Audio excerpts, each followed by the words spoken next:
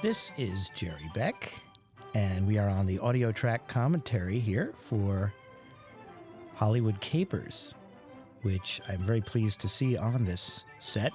It's great to have these early black and white Looney Tunes, the ones done in the earliest period. And this is just around the time when Porky Pig was created, but it doesn't feature Porky Pig, it features Beans as the lead character.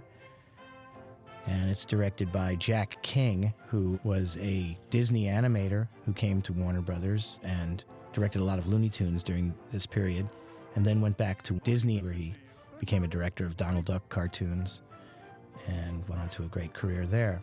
Here's a caricature of W.C. Fields as he comes into the Hollywood studio. I'm joined on this cartoon by Martha Sigall, who joined the studio, Termite Terrace, about a year or so after this. That's right. At that time, Porky was our big star. And here's our lead character, Beans. Now, Beans was introduced with Porky and Beans, get it? They were desperate for a replacement for Buddy, right? Right. And so Beans was sort of their guy. The beans.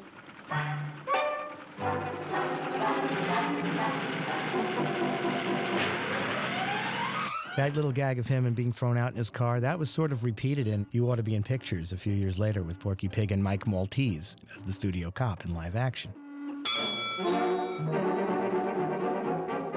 Here's a caricature of Charlie Chaplin. I feel like I have to point these out because we do have a lot of young people watching these cartoon sets, surprise, surprise, who may not know who some of the Hollywood caricatures are. This one is Oliver Hardy, or is it?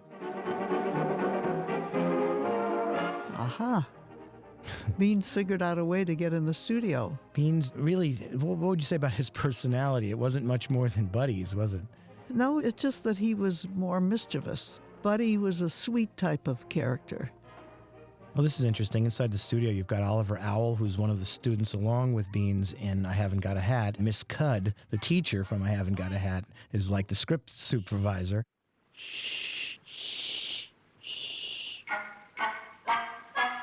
Camera! Action! No rattler could rip her, no python could nip her, for she was a lad learning class. And here's Kitty, who is also in I Haven't Got a Hat, who is voiced by Bernice Hansen, who had that squeaky voice that you hear in a lot of the cartoons. Beans himself was voiced by Tommy Bond, who's well known from being Butch in the old Little Rascals, Our Gang comedies at that time. He did a lot of the kid voices at Warner Cartoons during this period, including Owl Jolson in I Love to Sing, and many others. The Parrot, Petey Parrot in I Want to Be a Sailor is Tommy Bond also. Oh, I didn't know that. The animators on this, Chuck Jones and Roland Hamilton. Yeah. Tell us about Roland Hamilton. Oh, he was an old-time animator from the very beginning.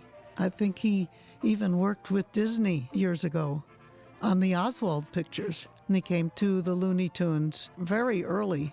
Well, he was an excellent animator. One top animator. Did you know him personally? Yes. Was he a nice guy? Very nice. Funny guy. How about Chuck? Chuck you certainly stayed in touch with all through. Right. Yeah, Chuck was an animator on this picture. As you know, though, the animation credits were rotated. They didn't give all the animators credit that worked on a picture, but they rotated so the next picture they would get it. And they did that with later on with the story people too.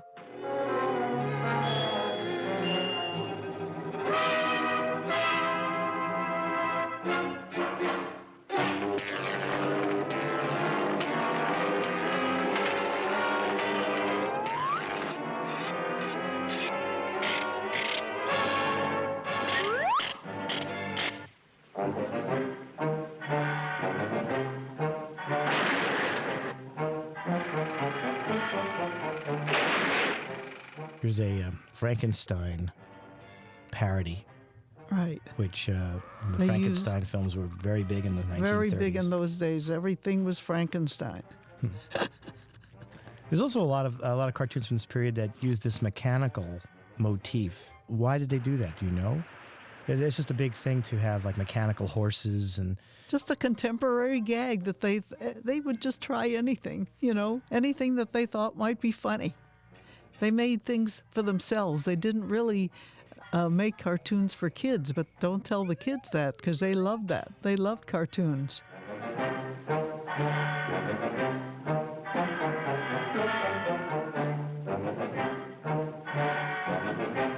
When you worked in the ink and paint area at this time, or actually a few years later, they were still making black and white cartoons. Some of them were, yes. And was there, any differences between, obviously, a color cartoon, you use many more colors. They certainly Right. wanted to show off the colors. Right. But what did they have with black and white? It wasn't just black and white. They obviously had shades of gray. It was economical to use black and white. It was much cheaper to produce because they didn't use as many colors. And the process was easier, too, when it came to processing the film. But soon they got with it, and they used only, I think it was 1943, where they made the last black and white, which was a Frank Tashlin cartoon, Puss in Booty or something like that. Yeah, they actually got quite sophisticated with the black and white palette, so to speak. By the time of the 40s, the cartoons looked really handsome, the black and white ones. They're just as good looking, as the color cartoons. Yes, some of them were. Most films were in black and white during that period. That's right. So it wasn't unusual that people would be seeing a black and white cartoon. It was that was normal. It was actually special if the cartoon was in color. That's right. That's absolutely right. And thank you, Martha. You're very welcome. My pleasure.